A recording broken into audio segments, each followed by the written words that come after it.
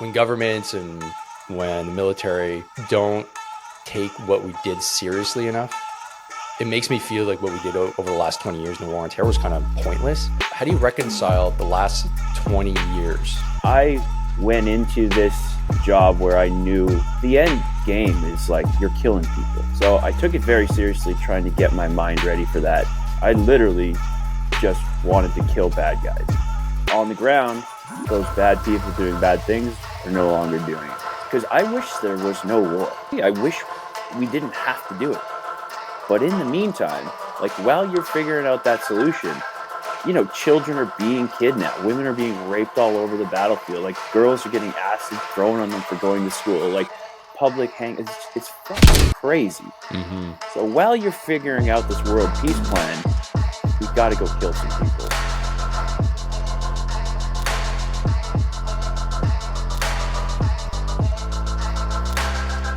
All right, folks, I'm sitting down today with Dallas Alexander. So Dallas, you and your team hold the record for the longest sniper kill. You were one of the first Canadian military veterans, in my opinion, to become a celebrity in the US, thanks to the Sean Ryan Show. You've been a vocal advocate for medical freedom and against the CAF's abusive, so the Canadian Armed Forces abusive behavior towards its soldiers, and you're on the road to becoming a massive country music star. It's a real honor to have you here, man. And to be honest, I think my daughter, out of everybody that knows that we're sitting down chatting, is probably more fired up than anybody, man. She has been hitting Alexei hard with Adios, Amigo. So thanks so much for showing up on the podcast, Dallas. So let's just start with, man, how you doing? We started with, you know, the weather, but let's get into a little bit more than just that and typical Canadian stuff. How you doing, and what have you been up to recently? I'm doing great. I've been up to just music and the music business and family time. That's kind of the two things that I prioritize. Mixed in there is trying to take care of my health, mental and physical. But yeah, just a ton of music stuff, music business, trying to learn this new crazy business and endeavor I'm on, and spend as much good quality time with my family. Right on. That's awesome. So let's get right into it. For folks that don't know who you are and what your background is, you were born and raised in the backwoods of Fishing Lake Métis settlement in Alberta. And you made it all the way to the ranks of the JTF2. But not only that, a sniper in the JTF2. That's a huge accomplishment. So can you fill in the gaps? How did you go from Alberta in the backwoods to being one of Canada's elite soldiers? Well, it was, I think growing up where I did, it helped a lot. It was just, you know, it's outdoors, it's being in the forest, it's freedom. That was my childhood, and I had a great childhood. Played hockey my whole life until the end of junior hockey. So physical fitness and like that training aspect and training hard, it was always kind of part of my life, because I wanted to play hockey professionally, actually. Oh, nice. And then in between junior hockey and deciding what the next step was going to be, there were some chances to go play, like, you know, some pro hockey either down in the States or in Europe. I wasn't going to go to the NHL. I learned about JTF2 from a guy I was working with in the oil field. And it was like crazy. As soon as I heard about it and then verified it was true, I was hooked immediately. It was like all I ever wanted to do was play hockey. And then as soon as I heard about that job, that there's this counterterrorism unit in Canada, it was like, that's what I wanted to do next. And then that became my focus. You have to join the military for 2 years before you can try out. So I did that. And you go and do selection. And then if you're ready, or ready or not, it's coming. Then you might get picked up. And I got lucky enough, I guess, on my first selection, try to get picked up and go on the JTF2 assaulter course. So it was like, I look at it in a few different, my life now that I'm playing music. It's like my big focus when I was young was hockey. And then the big focus, like my middle life so far to my age, was trying to become a special operations soldier. And then now it's like that same focus I've had in both of those things is into music. Mm-hmm. Would you say there's a correlation between being a high level athlete and getting selected for the JTF? Are there other high level athletes that you've Oh yeah. seen? What do you think it is? Do you think it's just the fact that you've already got that elite mentality, so that What? it's just a natural kind of Yeah, correlation? I think it's like I don't. It's not a prerequisite, but you learn teamwork, you learn hard work, you learn winning and losing. You have to learn to be humble, or I mean, that's a lesson that should come out of winning and losing and playing in an environment like that. Learn to kind of be courageous. Like if there's fighting and violence in hockey, and you're like Yeah, you a gotta little bit. you know especially playing junior hockey, especially playing junior hockey in either junior B or Manitoba Junior League. There's a lot of scrapping, and it's like it really helps with the mindset. I think that's why. Yeah, there's definitely a lot of guys that played high level sports, including pro sports, that uh, were ended up in JTF2. Mm, that's really interesting. So, needless to say, if we put together a veteran hockey league, I'm going to pick you on my team. I haven't skated in a while now. Same here, man. Same here. But I'm assuming you're a winger. I was a centerman for most of my career. Yeah. Got it. Got it. I mean, I don't know if you can tell just by my stature and size, but I was a natural defenseman. My biggest claim to fame, they picked me for the Canadian team, all the veterans, heroes of hockey. I don't know if you remember that from like 2012. I actually made the Quebec team, and then before they got all the way to Quebec, they ran out of cash from whatever happened. Oh, so shit. they took my pitch. I think it was because I was the only English guy on the French team. I think Yeah. I think it was the diversity hire. I'll be honest. Yeah. I'm like, we can't just have a whole team of French guys from Yeah. Valcartier. So I throw this slow Anglo on the D line. He'll be fine. So that's great. I love hearing the background stories of folks that get into high level soldiering, because I mean there's always that capacity to get built somewhere, and I rarely, like, from the folks that I know that have made it to the ranks of CANSOF, they all have something that was sparked in them at some point before they got in, which I always find really interesting, whether it's sports or whether even it's music. There's something that takes them to that next level. So it's like they've leveled up at some point in their lives. So then they're able to level up in the CANSOF world. So Dallas, the first time I saw you or heard of you was actually on the Sean Ryan show. That show came out of nowhere for me. And obviously it came up on my YouTube feed because, well, it's a military podcast and you're Canadian. And I was super intrigued right off the bat. It's like, whoa, what the hell's going on here? I'm like, Canadian sniper talking about stuff. Because let's be honest, it's not really a thing in our culture, right? Yeah. To talk about what we've done and our successes. So what was that like? How did that even happen where, you get an invite from a guy like Sean Ryan to go talk on a show about your military career? Well, I got out of the military, and I think my perspective on it is that there's a way to do it properly, to share stories and give a little bit of insight into the world that is special operations. And I think some units do it pretty good, and we just have never done anything really.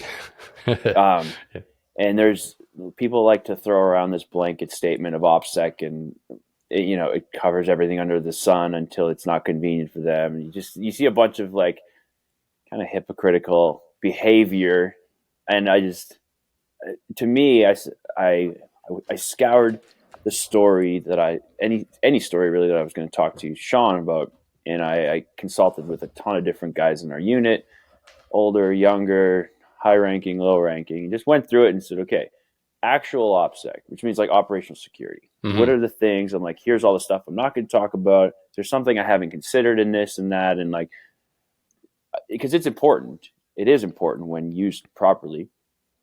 So I think there's a good way to balance people getting the stories, because it also inspires, if none of the military stories came out before, like that was stuff that was fueling my fire when I was training to try to get to JTF2. It was like all these different stories and movies and things like that and books because it's like your only insight into what the hell you're getting into. Do you know what I mean? So it's super inspiring to me, and I thought that it would be important. Now, Sean Ryan reached out as I was just starting to post stuff on social media and build this music career, but with stories from the military. And I hadn't really told the story of that long sniper shot. Now, the Canadian government and the military put out that story in the newspaper shortly after it happened in 2017. Right. But they also didn't tell it properly. Surprise, surprise. So I was like, okay, let's just talk about it. We'll get it straight. And yeah, Sean invited me on, and it was really cool because it lined up with my first trip to Nashville, where I was going for songwriting, because he's just outside of Nashville. Okay. So the story aspect, I like that you brought that up. That's something that I noticed as well. I don't know if it's a Canadian thing, but there's been just a complete lack of storytelling within our community. Yeah. One of the first individuals that inspired me to actually get into podcasting was Jody Middick, because he had a podcast going for a little bit and he had his books. I read his books. I listened to his podcast. And I remember once he said, man, one of the reasons why I'm doing this is because nobody knows what we've done. Nobody has a clue. Nobody has any idea what folks in the military here in Canada are up to.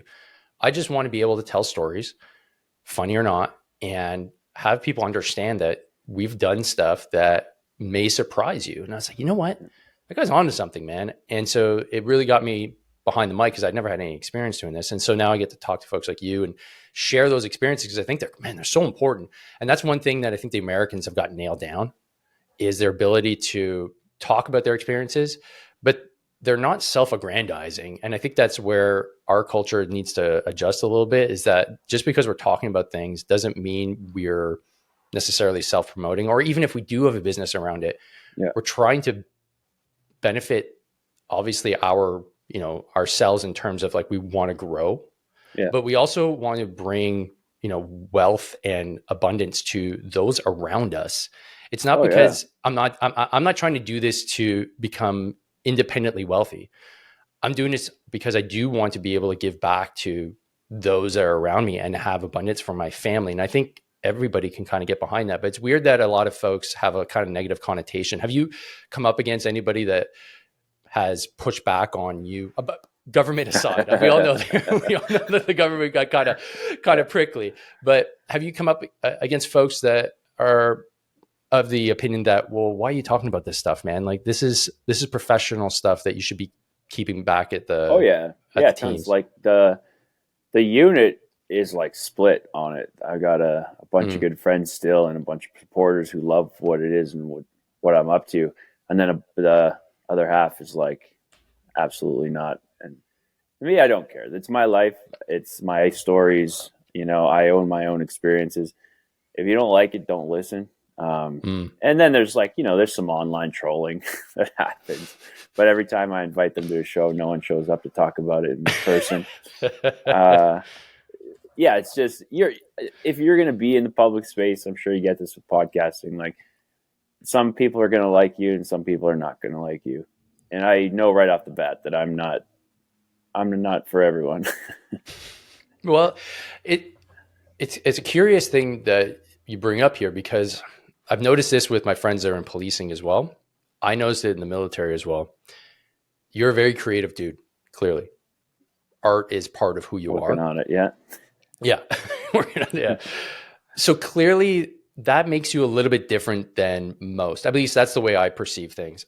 I've always been relatively artistic too, and I think a little bit differently. It was hard for me being an NCO a lot of the times because of just the way I perceive the world. I had a hard time just accepting orders as is, because I was like, well, these are kind of fucked. Like, this doesn't make any sense. We should be doing it this way instead of that way. Oh, my whole career I say I was a terrible soldier, because I'm like, I really just think for myself, and I don't believe in rules really too much. I'm like, I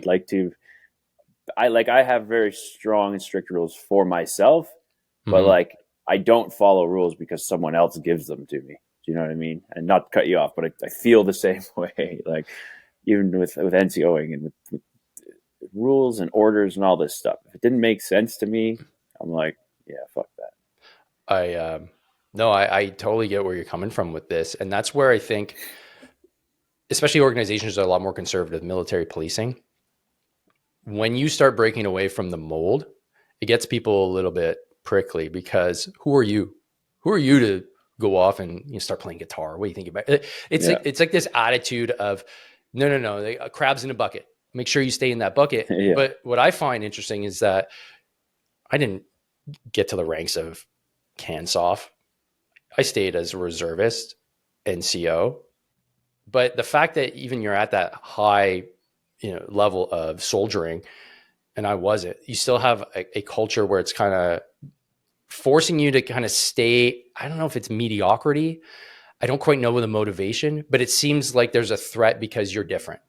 And I don't know if that taps into like our deep ancestral DNA, but it's unfortunate, but it seems like you got a grasp of it. And part of who you are, you don't give a shit. It's like, yeah, well, I'm still going to do what I'm going to do. So with that being said, you went on the show, you went on Sean Ryan's show, you talked about your experience. Most of the experience that you talked about was not about being released from the JTF. And I'll ask anybody that's listening to this show to go listen to the Sean Ryan show, because the show's incredible. I wouldn't do it justice to go over that. But on the show, you mentioned something about mild traumatic brain injury, because you said, well, at a certain point, like you're going to look for a medical release anyways. So I'm curious to know, like, what is it like as a sniper and as a member of the elite of the elite? Is there a lot of concern around mild traumatic brain injury? And if so, like, what are you guys doing about it?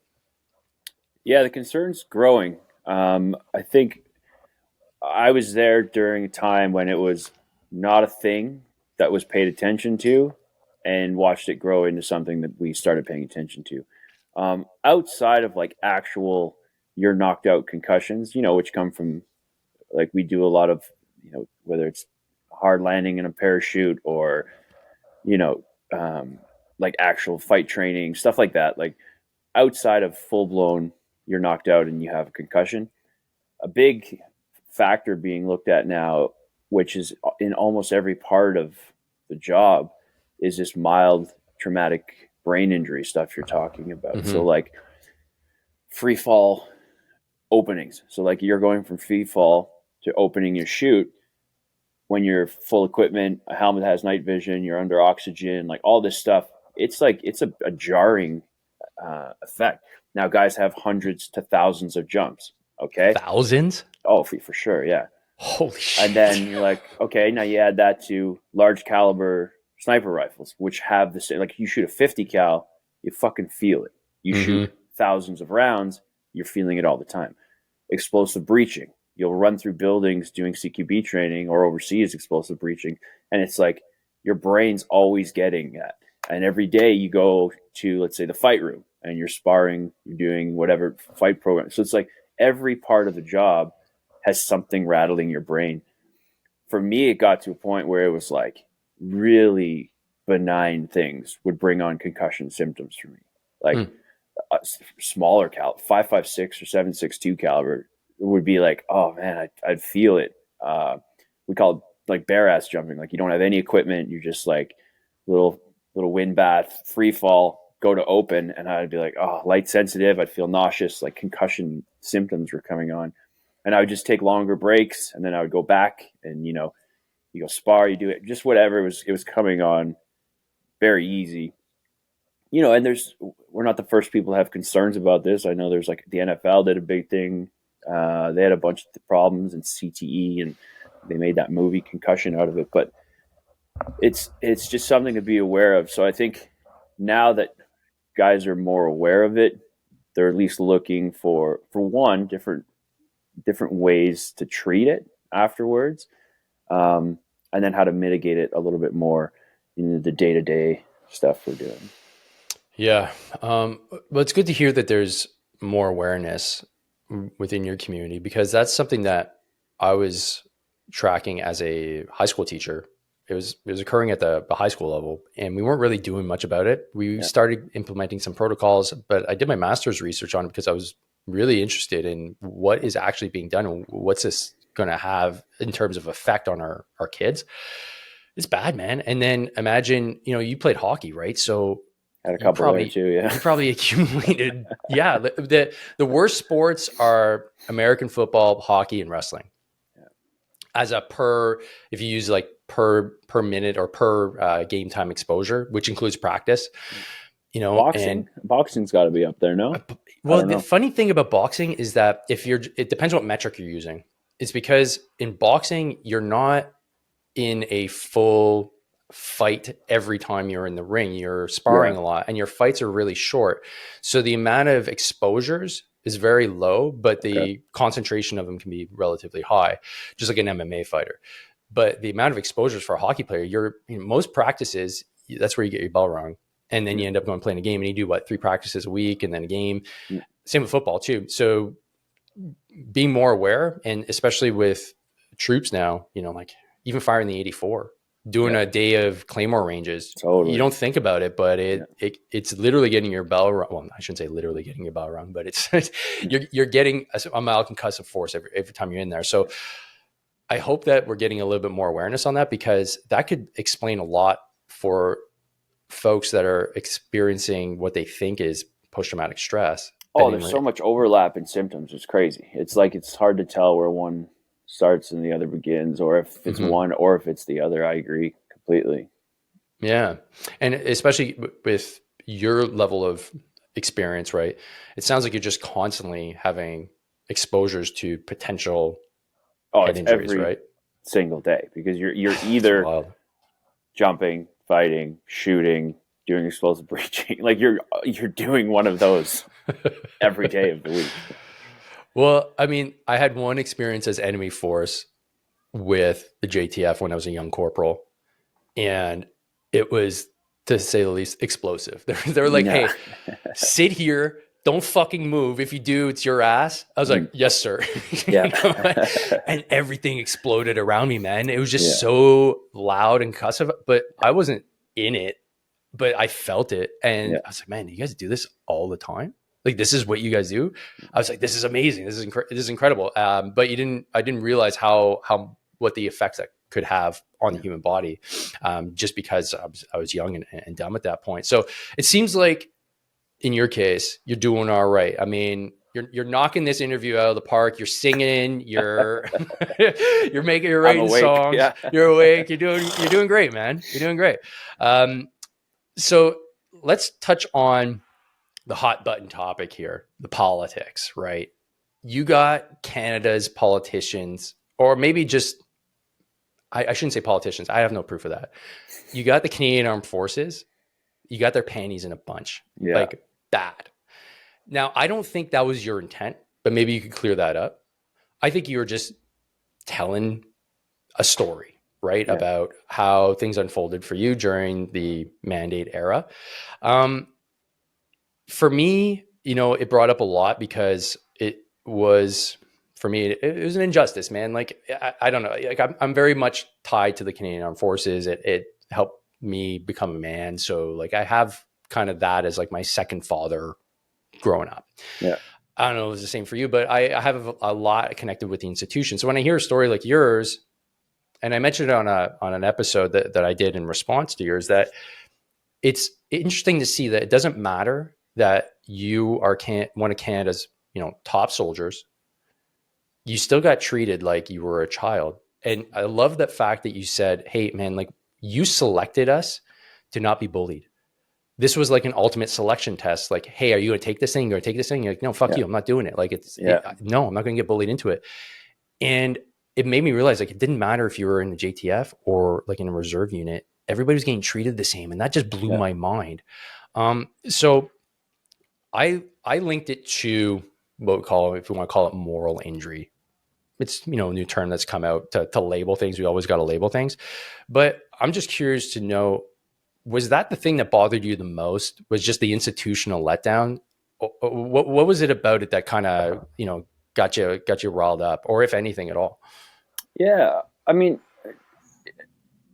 to me, I look at it, and the government and the unit got very upset, or certain people in the unit.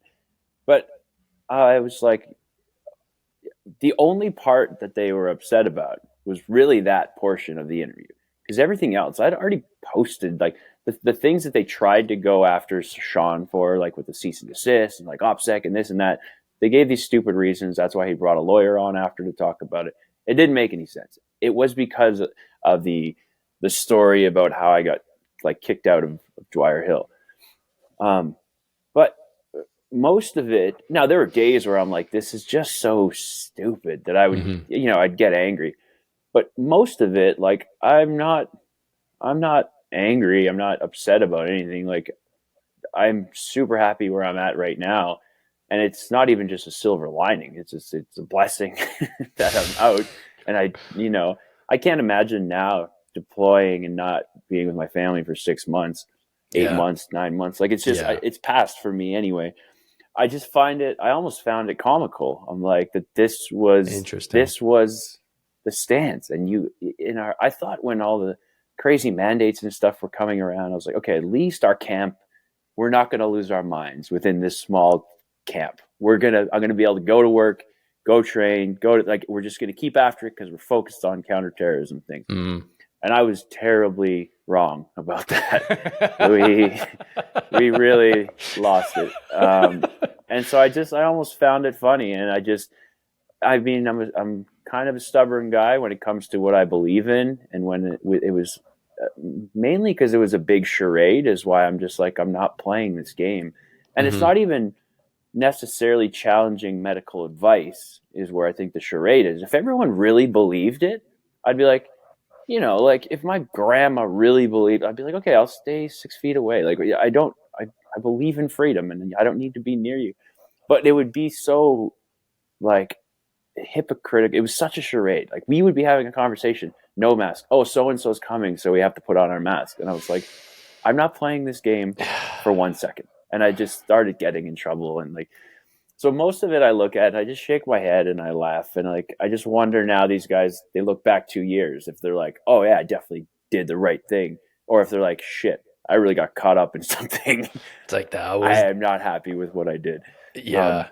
So none of it really is upsetting to me. I had a good career and I appreciate the experiences and a lot of the people I met. And I'm happy that I'm out playing and writing music. That's very stoic of you. I like that.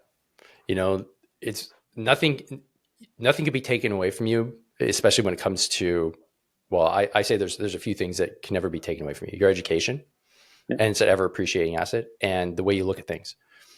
So if you maintain those two things at all times, if this was a good experience for you because it ended up being positive in terms of, well, now you get to spend more time with your family, you get to work on your music career. This was just a thing, and it's something that you had to go through, and it happened for you, not to you. And so, you're clearly not a victim of this whole charade, which is why I think your message is so important. And touching back on the episode you did with Sean, that episode was like if the CAF were to take that as a recruiting video, dude, you know how many guys would join? Do you know how many guys would join? Yeah. It was the best video ever. I'm like, man, can I get back in? This is amazing. But they can't see the forest for the trees. Yeah. It's like, shit, man, like give this guy some credit, man. He brought a lot of visibility to the Canadian Armed Forces, but that's neither here nor there now. Yeah. They went all in on their stance. And I think you brought up a good point. Like, I wonder how they think now, but we'll see, I guess, in the future. One thing that has always kind of bothered me was like the institution, right? Like when governments and when the military, in my perception, don't take what we did seriously enough. And that's the best way I can describe it. It's like there's not a seriousness with us deploying. And it makes me feel like what we did like over the last 20 years in the war on terror was kind of pointless. I try to seek answers. So I fell on a really good paper, and I got to thank my buddy Logan for pointing this out. I'm going to bastardize her name. She's Dutch, so her name's Tina Melendijk.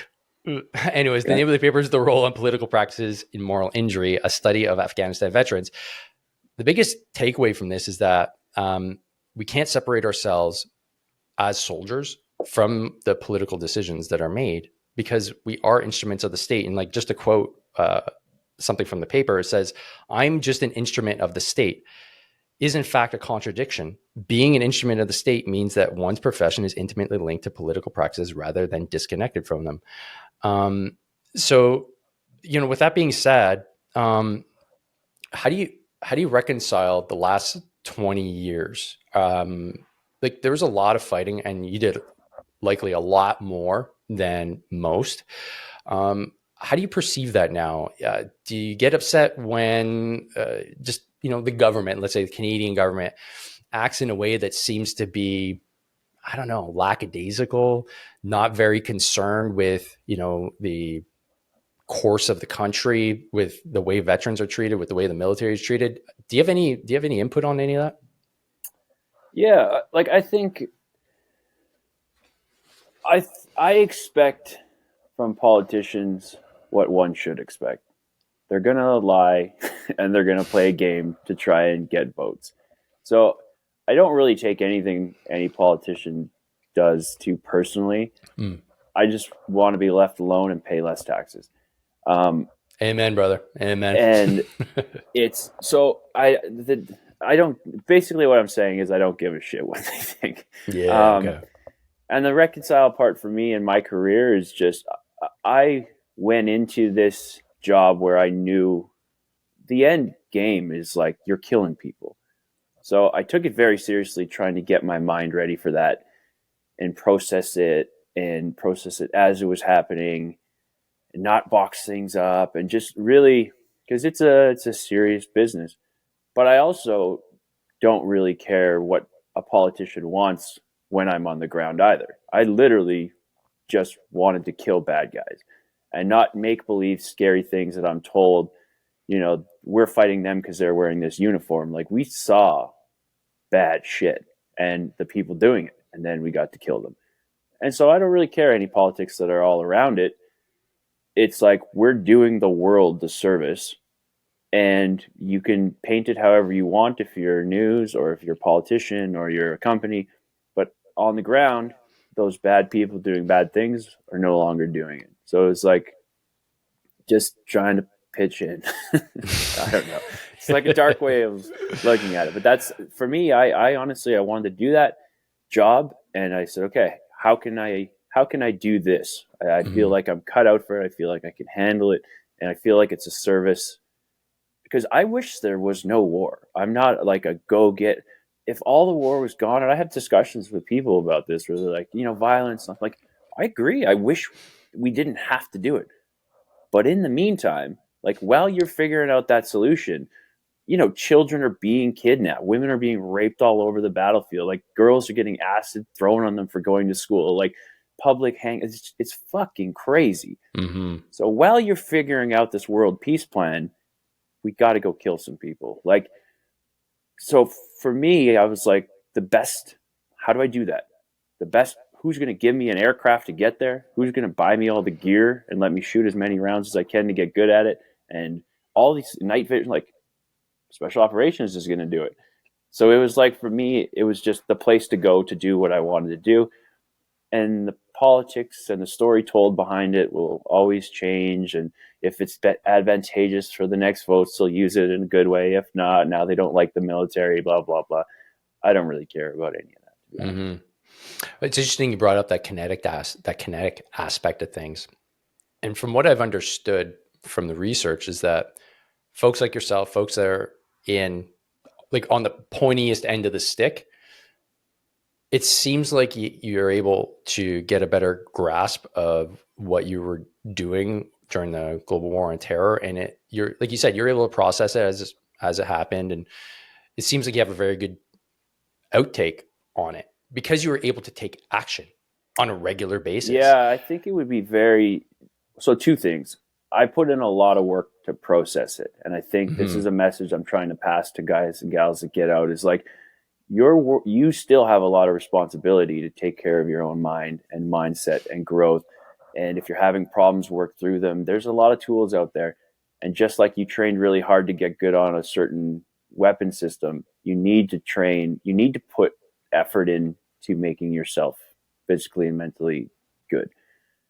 Outside of that, I could see it being extremely frustrating and see where just like it would be so hard if you're in, like some of the rotos I've heard about and just like handcuffed to have to do these stupid fucking jobs and like and just or no jobs at all, just like the vast array. And we had to deal with that too. Like we would be they didn't just let us free to go do whatever we wanted, as much as I wish that was the case. Like we really had to find the gray space and work within what we had to go get stuff done. It was always a challenge. Like it actually surprised me. I thought when I got to JTF2, they're going to be like, we're going to give you more ops than you can even handle. Like you're out every night. And it was more us on the ground fighting to get out the door with higher ups and politicians and commanders and generals of all kinds of countries. It was more us fighting to get out the door than it was them sending us out to go. It was very weird.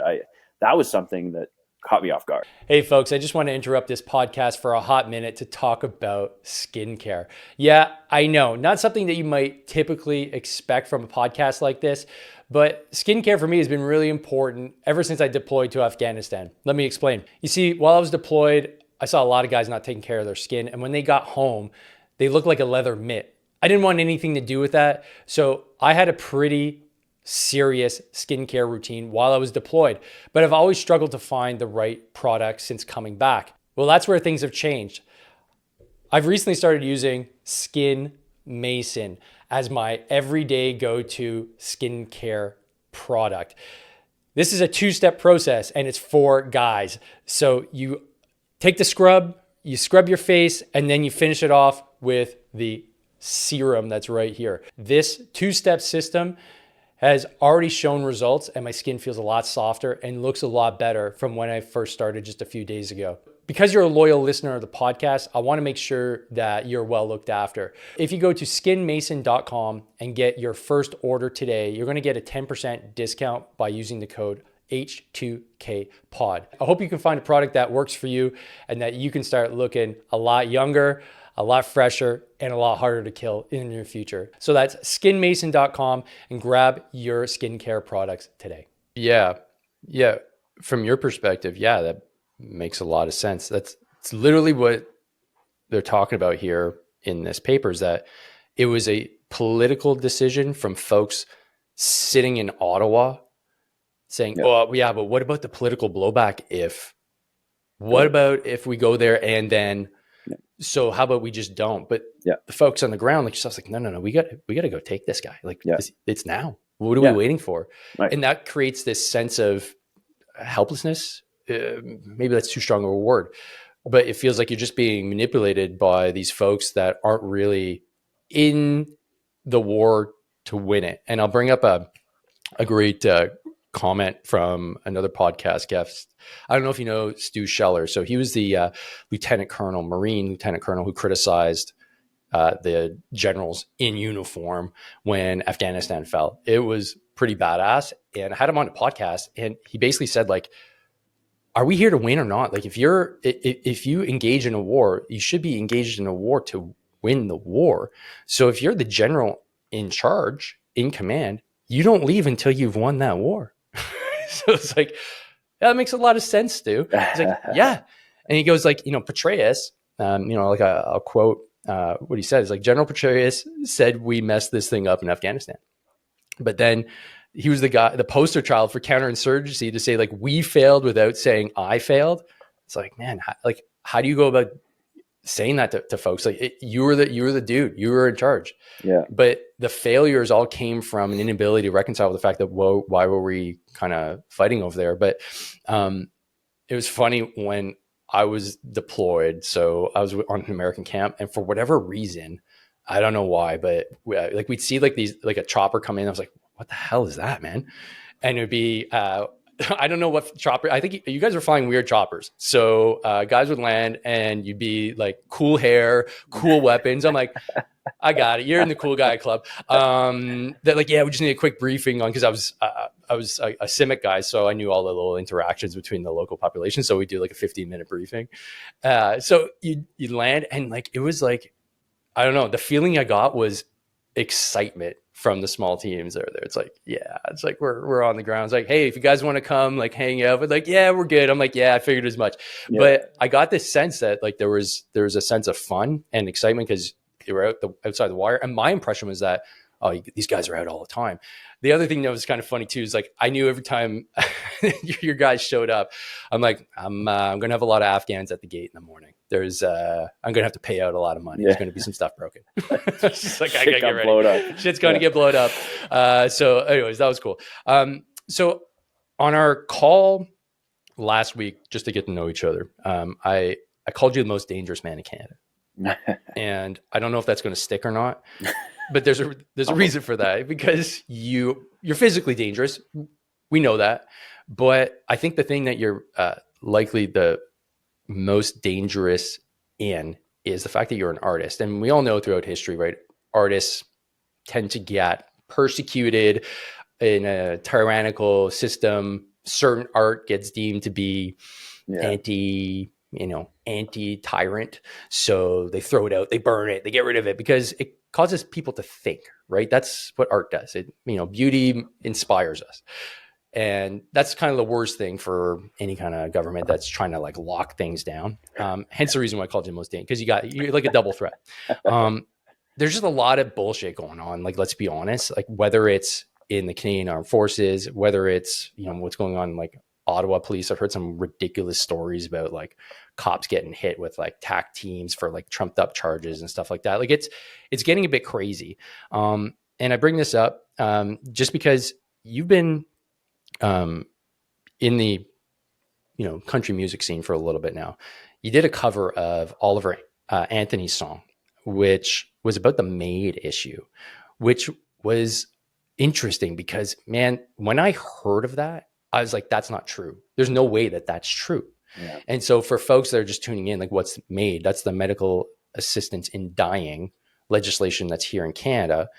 And to give you folks some context, some veterans were offered this on the phone as a solution.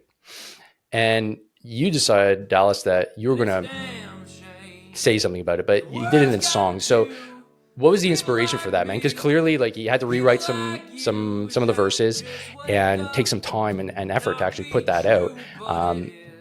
What was it that inspired you to get active on that particular topic? Well, for one, I like the song that Oliver Anthony, which is not his real name, but Oliver Anthony Music. I can't remember his name's like Chris or something. But, oh, really? I didn't know that. Okay. Yeah, so Oliver Anthony was his grandpa. And he has it as like, it's almost like a band name, like we're playing Oliver Anthony Music. No way. Yeah. Okay. But anyway, I like that he's just, my favorite music, country or not, and songwriting is just truthful lyrics. Just for me, I happen to like it over top of country chords and, fiddle and stuff. So I like what that song did and what it said and what it mentioned and touched on. And I just wanted to make it a little more Canadian, I guess, because I play it too at live shows. Like we were on tour for September to October, November with Gord Bamford, and we'd open almost every set with that song, but with the verse about MAID.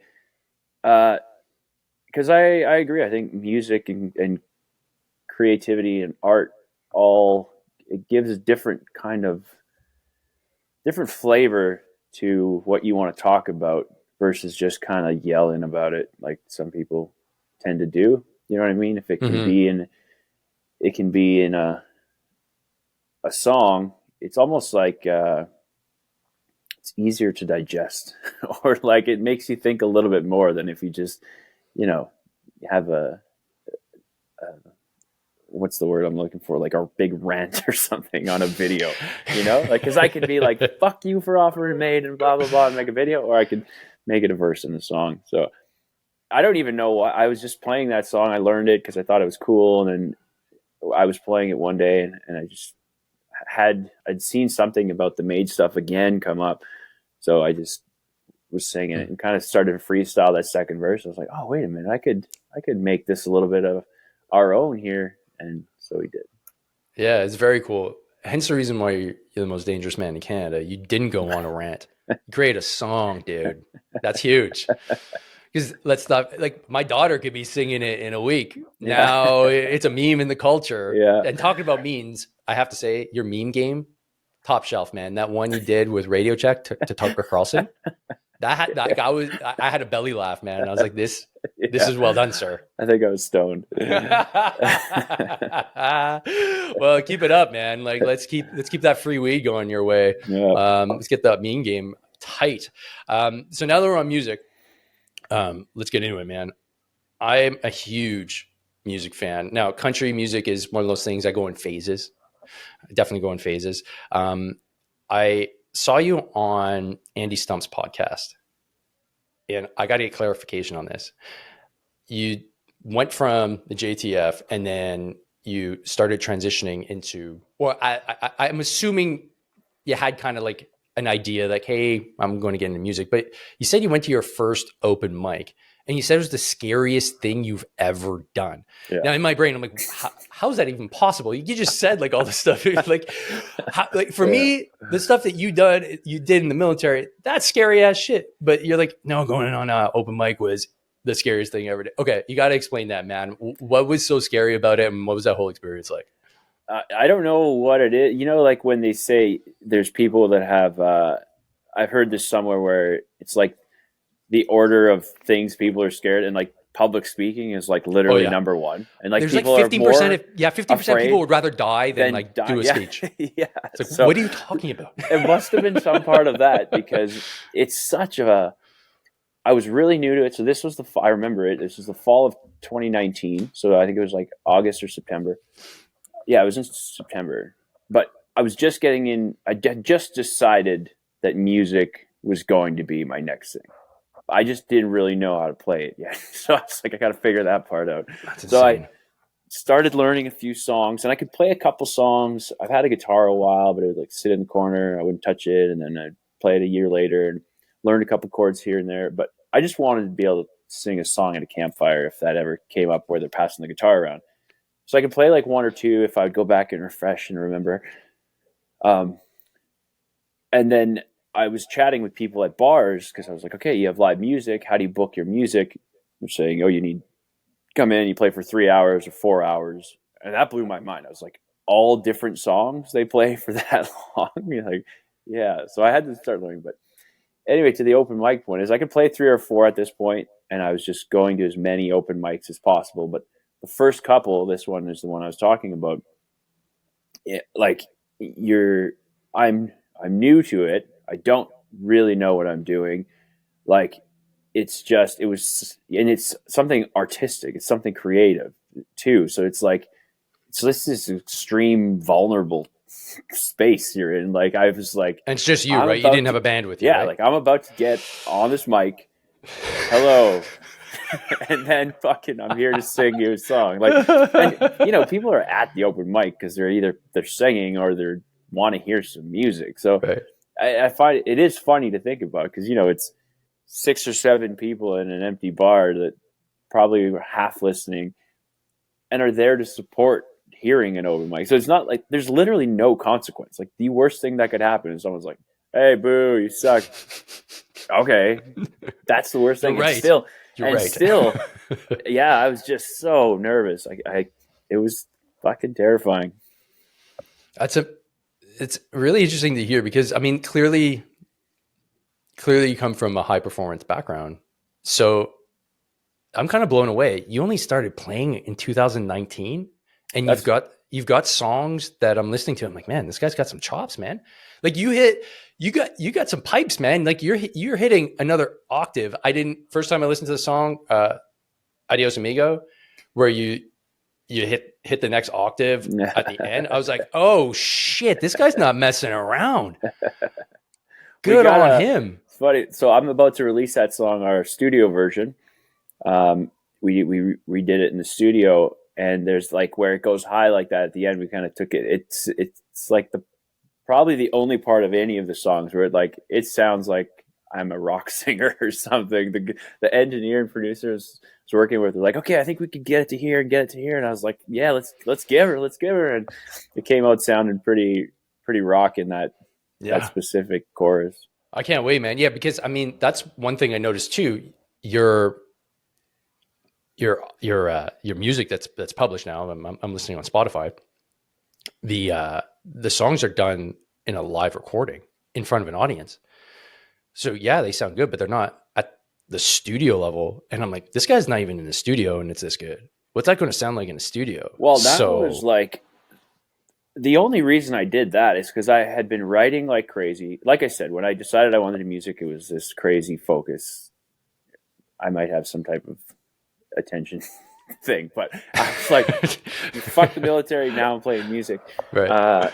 And I was just giving her every day, and so I had a handful of songs written, but I was having a hard time booking shows because people would say, well, do you have music out? And I'm like, well, no, not really.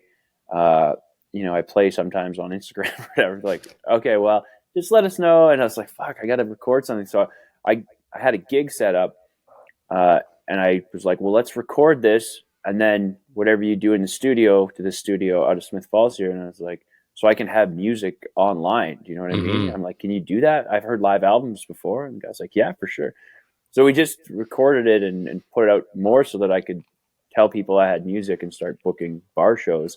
The studio definitely tidies it up for a bunch of reasons. Now it was 3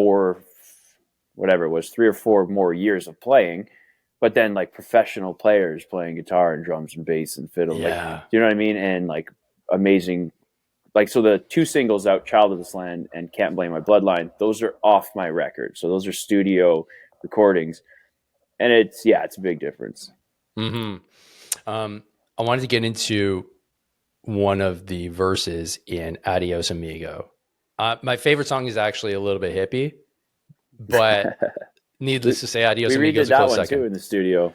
Oh, that one's gonna be fire too. Yeah, you've got an interesting playing style. I like your chord structures because I can play them.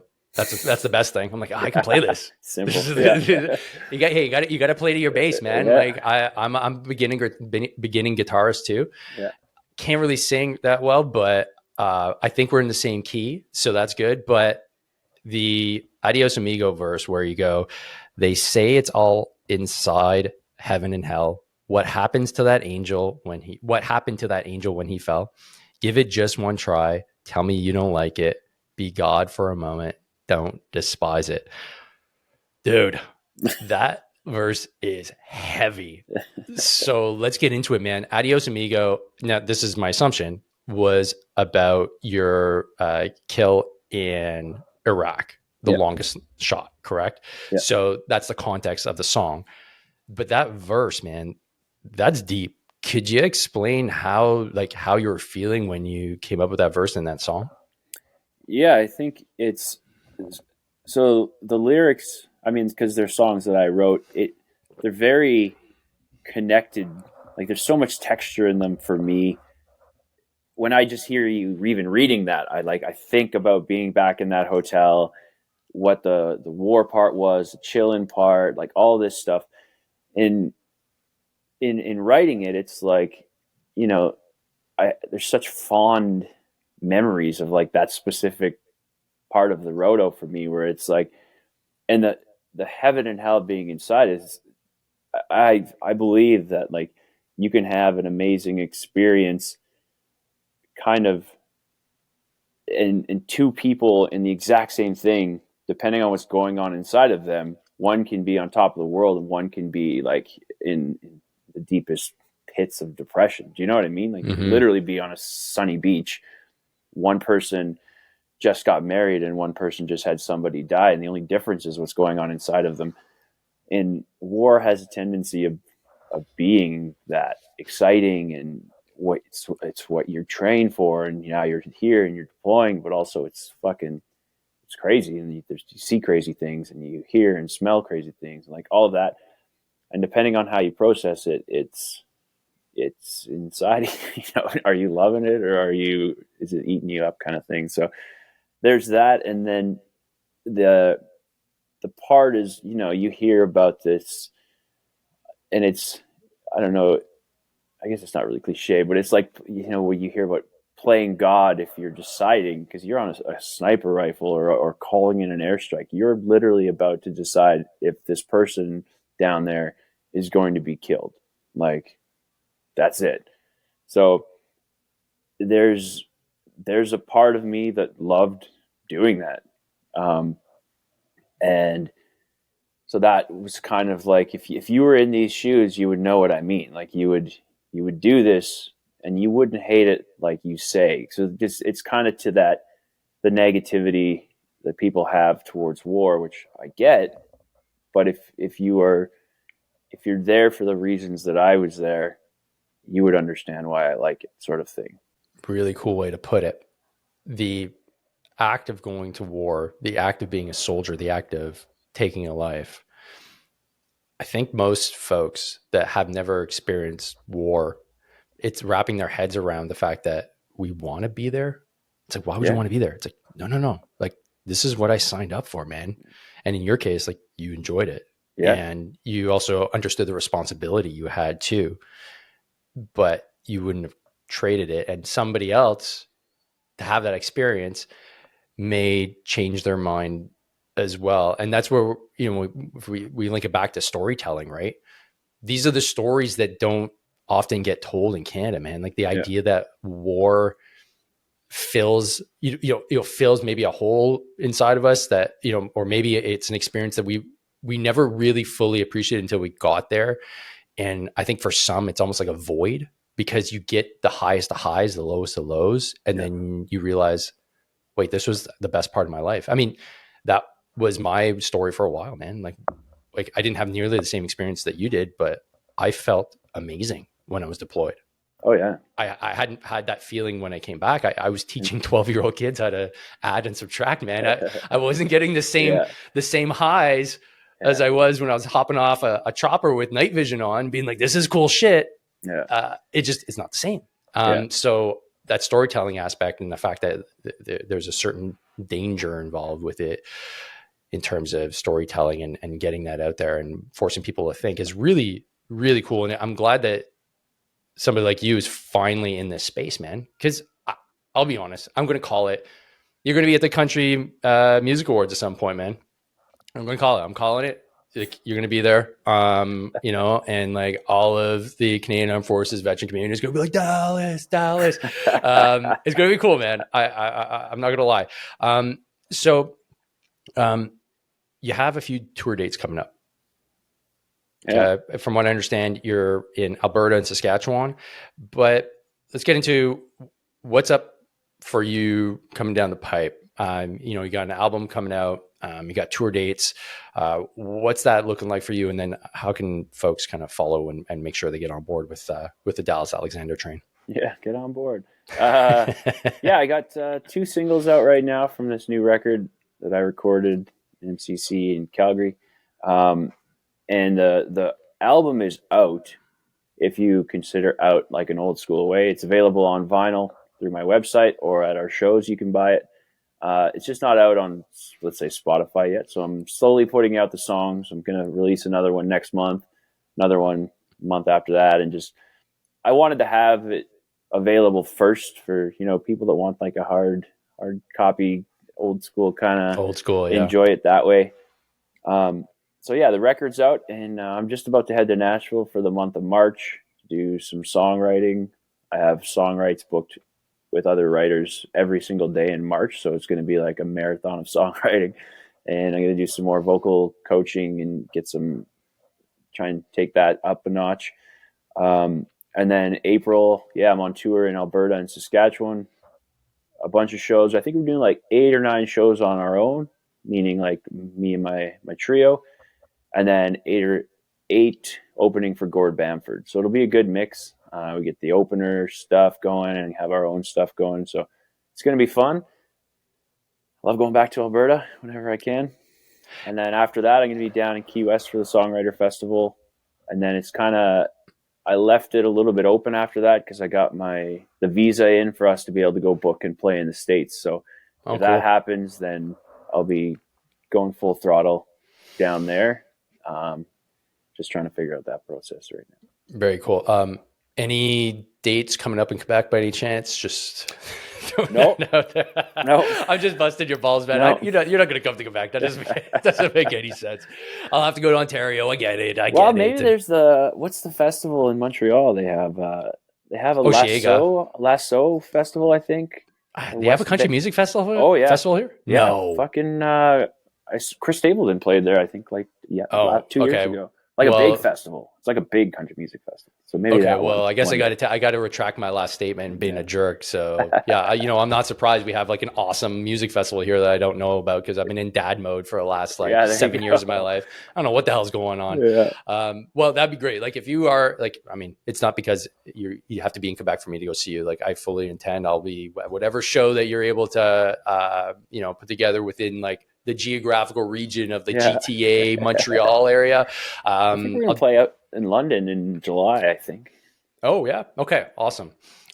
Definitely keep us here at the Hardkill podcast up to date with that. And I'll gladly post any dates that you have so that folks can come down and see you and support your music and your new career. And do you have any last words that you want to share with folks that could act as a way to inspire them to chase their dreams? I know it sounds really cliche, or for just folks that might be wondering, like, man, like, how do I get involved? How do I do something bigger than myself?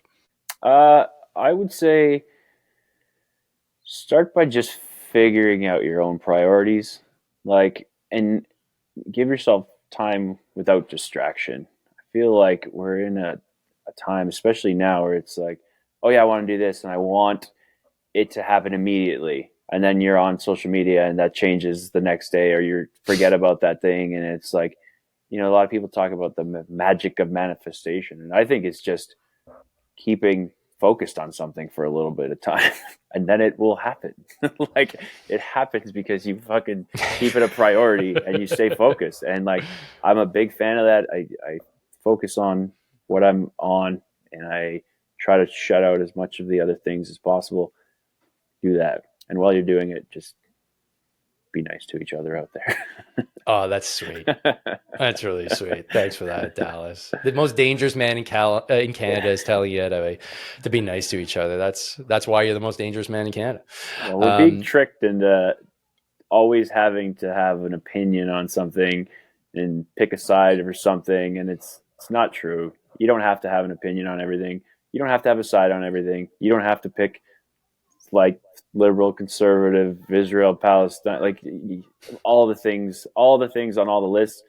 You do not have to have an opinion if you don't want to, and you don't have to divide yourself from another group of people because the news is telling you to. You can just be nice to everyone.